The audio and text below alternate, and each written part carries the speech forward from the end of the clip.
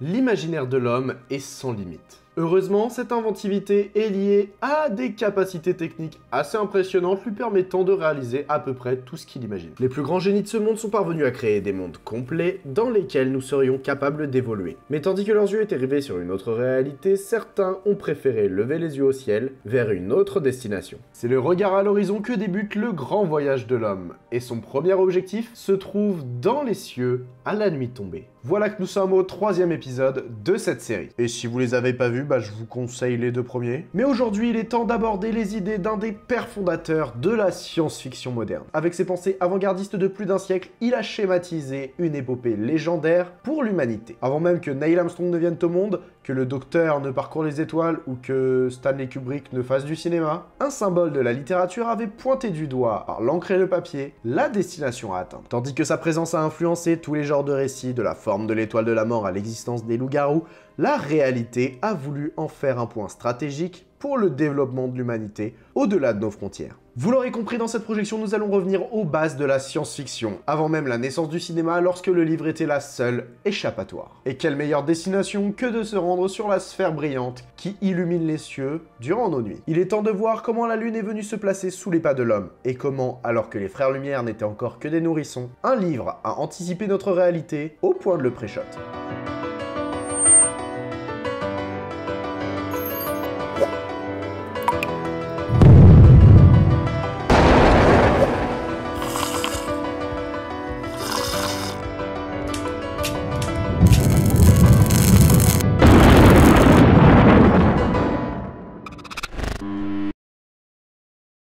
Aujourd'hui, c'est le génie et la capacité à prédire le futur du grand Jules Verne que nous mettons à l'honneur. Jules Verne est un romancier, dramaturge, poète et tout plein d'autres choses, né à Amiens en 1824. Il va d'abord s'illustrer dans l'art de l'écriture en créant plusieurs pièces de théâtre avant d'explorer de nombreux domaines. Il arrive rapidement à l'imagination d'œuvres légendaires pour lesquelles il est aujourd'hui mondialement connu. Avec des récits tels que Le Tour du monde en 80 jours, il fait rêver le monde de l'époque et traverse les générations à coups d'adaptations ciné, télé et vidéoludiques. Le jeu vidéo.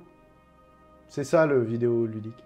Pionnier de la science-fiction et des romans d'anticipation, il est parvenu à mettre des mots sur des avancées futuristes dont les rapprochements avec la mise en œuvre réelle est extrêmement troublante. Outre la fantaisie de certains de ses écrits comme Voyage au centre de la Terre ou L'île mystérieuse, il pose avec justesse des faits scientifiques ou encore théoriques pour l'époque, montrant les possibilités technologiques de notre monde. Dans 20 milieux sous les mers, il arrive à... Attends, mais je peux en parler dans une autre vidéo, ça? C'est avec le roman De la Terre à la Lune qu'il arrive à pointer du doigt une avancée scientifique que nous vivrons 104 ans plus tard. De la Terre à la Lune, trajet direct en 97 h et 20 minutes est un roman d'anticipation publié en 1965. On nous raconte l'histoire du Gun Club, un groupe d'artilleurs et de scientifiques spécialisés dans l'industrie militaire. Alors que la guerre de sécession s'achève, le club se regroupe pour trouver un nouveau domaine dans lequel s'illustrer. Et tandis que certains proposent de se lancer dans une nouvelle guerre, le président fait une proposition des plus surprenantes. En effet, estimant que leurs connaissances militaires sont sans faille et qu'en termes de lancement d'objets ils excellent, ils pointent leur nouvelle cible, la sphère brillante qui s'élève dans nos cieux, la Lune. À force de l'observer de loin au télescope, la Lune n'a presque plus de secret pour l'homme. Son poids, sa taille, sa vitesse et même sa composition, nous savons presque tout d'elle. Alors pourquoi ne pas y envoyer un boulet? Ouais, cherchez pas, c'est des Américains, ils sont obligés de tirer sur tout ce qui bouge. Alors pourquoi on leur reprocherait de vouloir viser la Lune?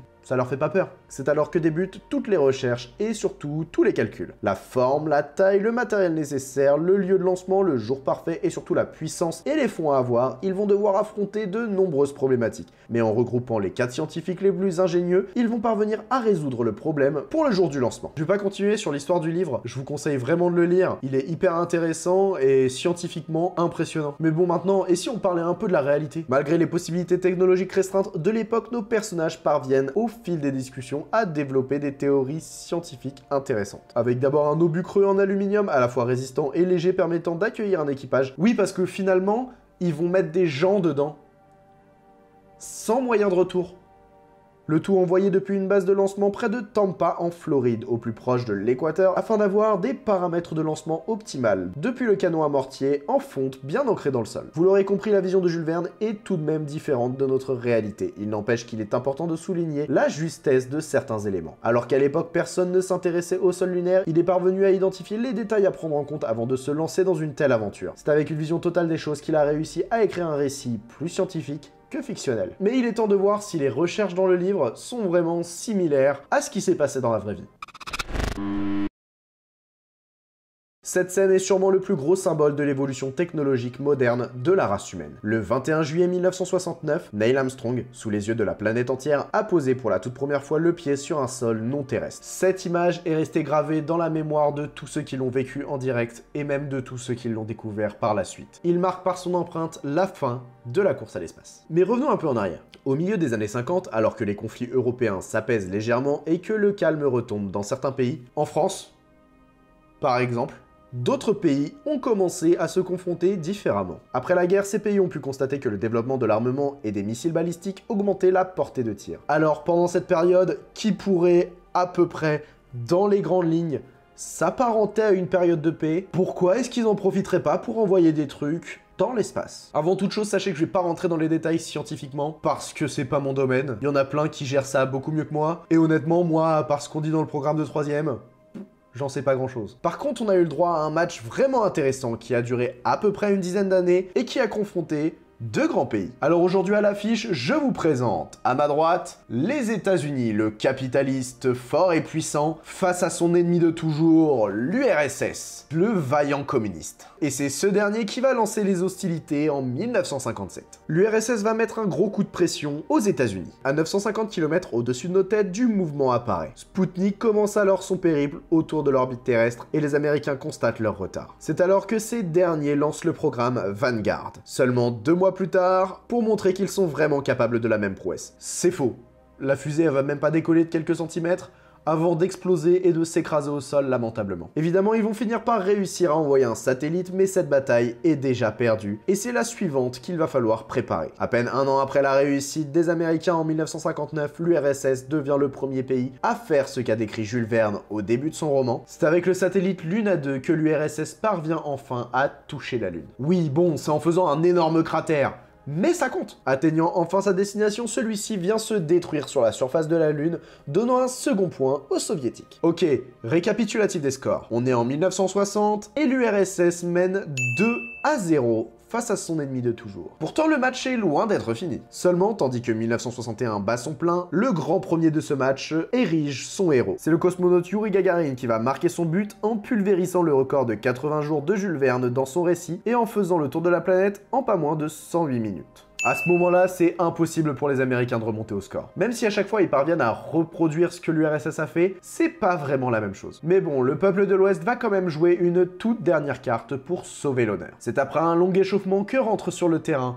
le très célèbre John Fitzgerald Kennedy. Ouais, rien que lui. Et c'est avec l'aide du directeur de la NASA qu'il décide d'arrêter complètement les recherches sur l'étape suivante. Kennedy, ce qu'il veut, c'est pas marquer le 4e point, c'est marquer le 10e. Avec celui-là, il compte bien revenir au score, mettre fin au match et partir avec la victoire. Parce que oui, Kennedy ne demande pas l'espace, il demande la Lune. Rien que ça. En plus de ça, il veut pas que ça prenne des siècles, il le veut dans la décennie. Je sais pas si vous vous rendez compte, mais la dernière mission qu'ils ont fait, ils ont envoyé un mec dans l'espace pour faire comme Yuri, sauf qu'il s'est rapidement écrasé. Pendant que les Américains planchent sur un moyen de fouler la Lune, les Soviétiques enchaînent les réussites. Sortie de l'humain dans l'espace, atterrissage sur la Lune, photo de sa face cachée, bien avant que ce soit un album de Pink Floyd. Donc pour résumer, les USA lâchent des sommes astronomiques pour envoyer un gars sur la Lune, quand l'URSS lâche des sommes astronomiques pour tout le reste. Si on ramène ça à plus petite échelle, on peut dire que l'URSS squatte tous les appartes d'un immeuble, pendant que l'Amérique négocie avec le banquier pour acheter le rooftop. Bon, je vais vous épargner tous les détails scientifiques et technologiques de Gemini et les débuts catastrophiques d'Apollo et de Soyuz, mais sachez que c'est vraiment pas joli. Enfin, c'est en 1969, le 16 juillet, que la fusée Apollo 11 est lancée. À son bord, Michael Collins, pilote du module de commande, Buzz Aldrin, qui prendra place dans le module lunaire Eagle, aux côtés de celui qui marquera de son pied le but de la victoire pour les Américains, Neil Armstrong. Bon, je me permets de vous épargner aussi les détails de la mission, c'est très scientifique, j'y comprends pas grand chose, et il y a plein de documentaires qui le racontent hyper bien. Par contre, je peux vous conseiller le film First Man, le premier homme sur la Lune, de Damien Chazelle, c'est vraiment impressionnant, intéressant, et en plus il y a Ryan Gosling. Maintenant que j'y pense, on parle pas beaucoup de science dans ces vidéos. Avec cet événement, les USA marquent l'histoire de l'humanité. De leur côté, les Soviétiques subissent une déchéance, suite à un enchaînement d'erreurs impactant entièrement leur programme spatial. De nos jours, la Lune est toujours dans nos cieux tous les soirs, et elle ne fait, sauf exception, plus partie des plans de la NASA. L'exception, c'est parce qu'apparemment, ils veulent renvoyer quelqu'un dessus. Pourtant, parvenir à toucher et même à fouler la Lune, c'est vraiment quelque chose d'impressionnant et de très important dans le développement de l'humanité. Ça montre à quel point, en quelques années, on a réussi à se développer énormément, et surtout à quel point notre imaginaire est capable de prévoir beaucoup de choses.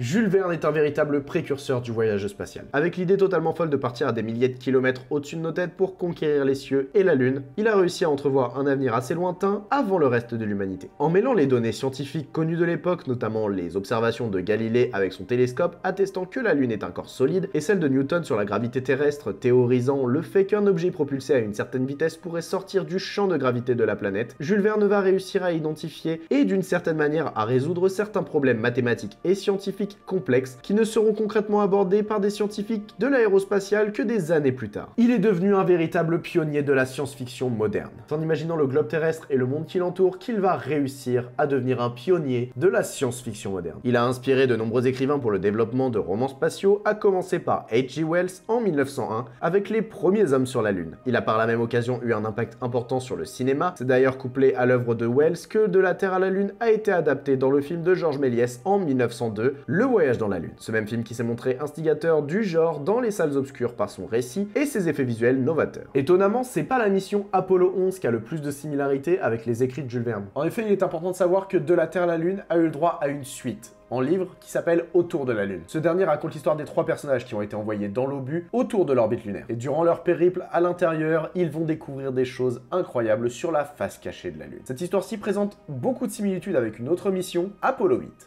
L'objectif de celle-ci était simplement de prendre place sur l'orbite lunaire, de prendre la photo du premier lever de terre avant de revenir. Et le truc qui est assez fou, c'est que dans celle-là, il y avait aussi 3 personnes, et dans les 2 cas, ils sont revenus en s'écrasant dans la mer. Avec ces théories scientifiques se révélant vraies ou s'approchant de la réalité et sa description du parcours spatial autour du satellite naturel de notre bonne vieille Terre, Jules Verne a réussi l'exploit d'imaginer des avancées scientifiques du siècle qui suivrait. Il est évident que tous ces dires ne se sont pas révélés exacts, mais celles-ci ont tout de même donné le là aux différents récits de science-fiction par la suite, que ce soit à l'écrit ou sur les écrans. Bon, je sais plus où je voulais en venir moi avec cette vidéo. Dans un monde en constante évolution, nous sommes souvent aveuglés par le toujours plus, et nous cherchons à pousser les nouvelles technologies à leur maximum, parfois sans réel intérêt. Cependant, il peut être bon de revenir un peu en arrière et de fouiller dans les vieux écrits pour mieux construire l'avenir. Il est vrai que les premières idées de l'humanité peuvent regorger de créativité assez impressionnante. En reculant pour mieux sauter, qui sait, on atteindra peut-être un monde encore plus reculé que Mars. Mais bon, on est encore loin des batailles galactiques quoi. Mais vous savez, de la simple exploration à la conquête spatiale, il n'y a qu'un pas lunaire. Et ça, même George Lucas l'aurait pas pré-shot.